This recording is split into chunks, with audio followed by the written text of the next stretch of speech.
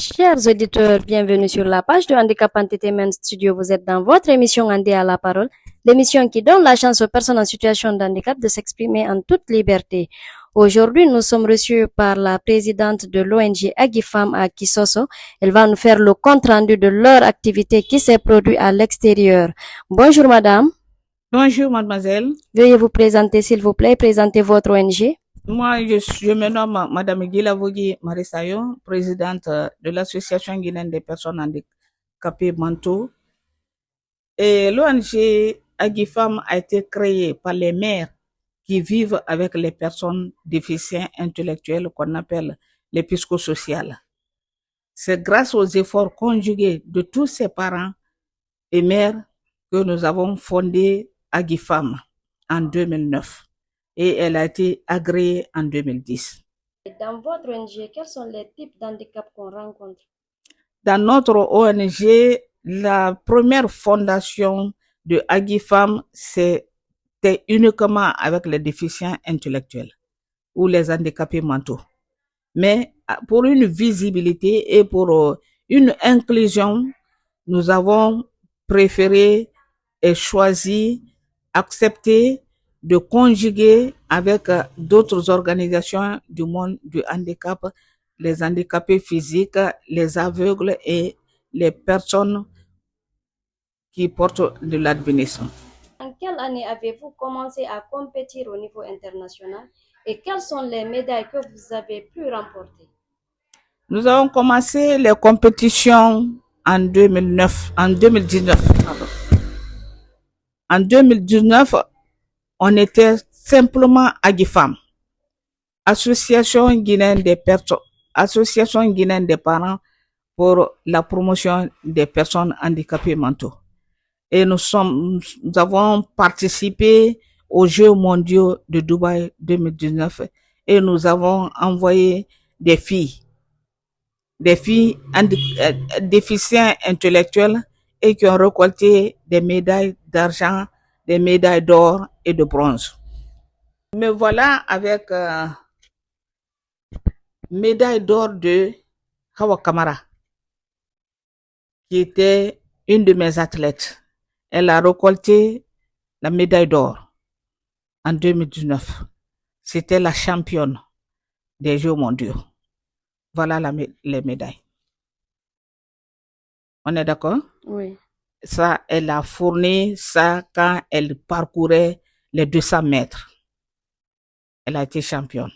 Elle a récolté la médaille d'or. La seconde médaille a été récoltée par Mariam Guilavogui. Elle a quel type d'handicap? Elle est déficiente intellectuelle avec épilepsie. Vous êtes dans votre émission Handé à la parole, l'émission qui donne la chance aux personnes en situation de handicap de s'exprimer en toute liberté. Cette page, elle est faite aussi pour les personnes qui assistent les personnes en situation de handicap. Nous sommes un comité qui a pu fédérer 9 fédérations des associations des personnes handicapées.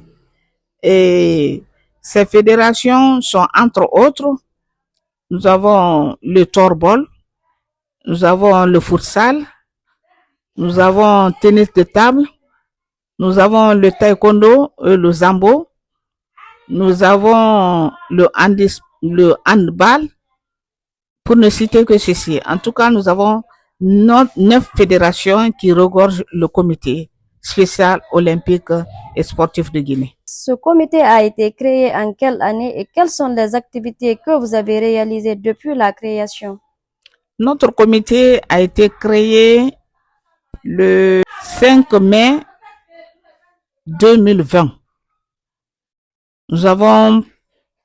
Elle n'est pas seulement créée, mais elle a organisé un congrès électif au niveau du comité national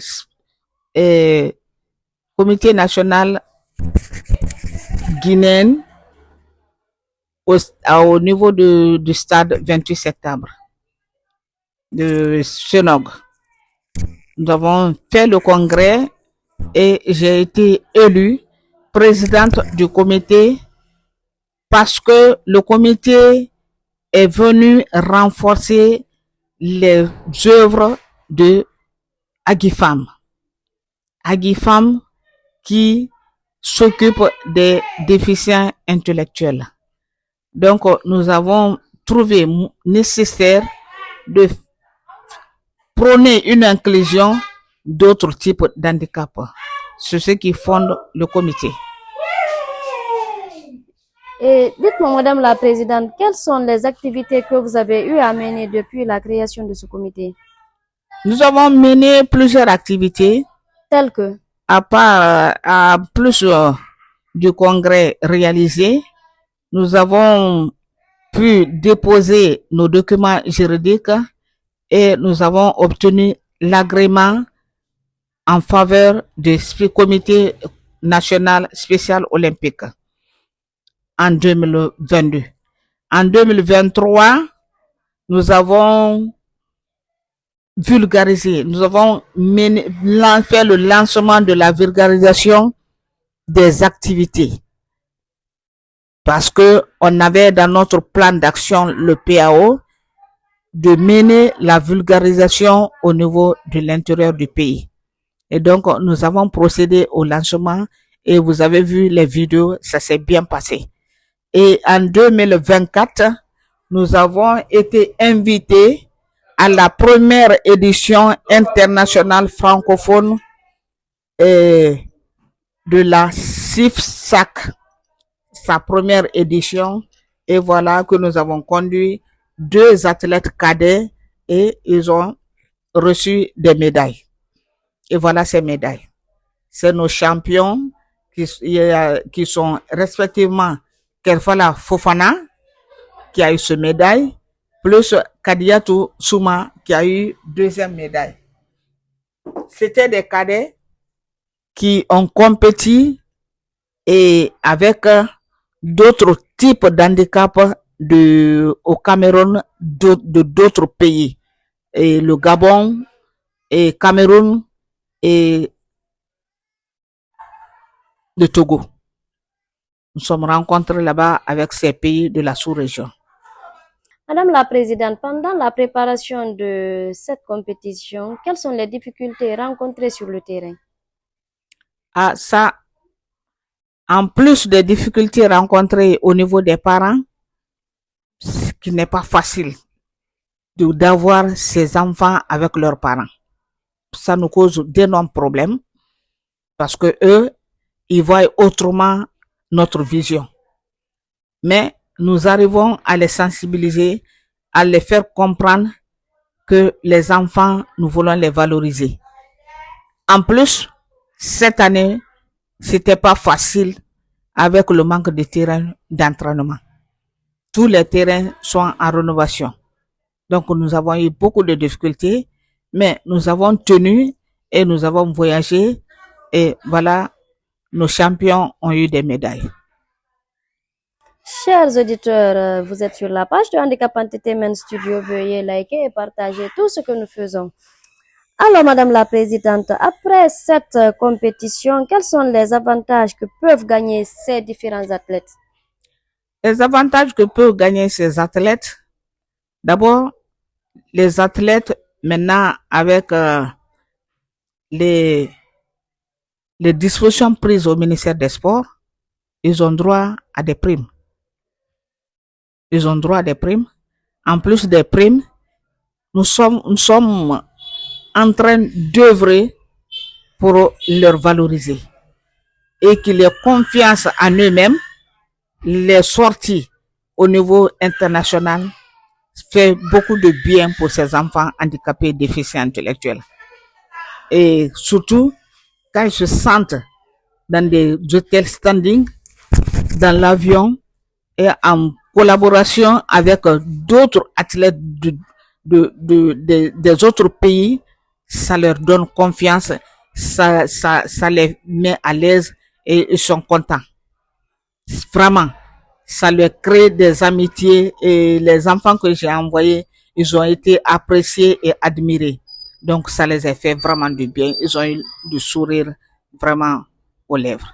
Dites-moi, Madame la Présidente, comment ça se passe avec les athlètes?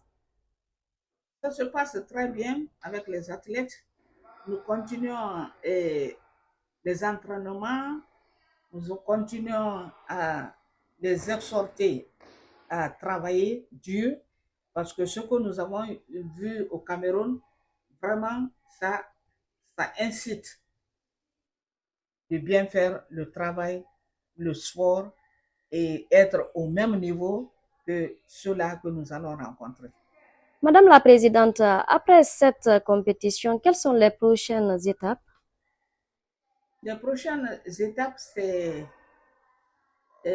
en 2025. En 2025, nos partenaires nous ont déjà informés qu'il y a une compétition. Et nous, la différence avec les autres sportifs, nos athlètes ne pourront jamais être éligibles s'ils n'ont pas suivi le test psychométrique. Bon, cette fois-ci, on est parti au Cameroun, ils ont fait le test. Et le test, là, après le test, la psychologue, elle fait le rapport, elle l'envoie aux partenaires à l'international et c'est de là-bas on les programme pour la classification. Donc, c'est un processus que nous suivons. Chers auditeurs, vous êtes sur la page de Handicap Entertainment Studio, vous êtes dans votre émission Andi à la parole. Et là, nous tendons vers la fin. Madame la Présidente, quel est votre mot de fin, s'il vous plaît?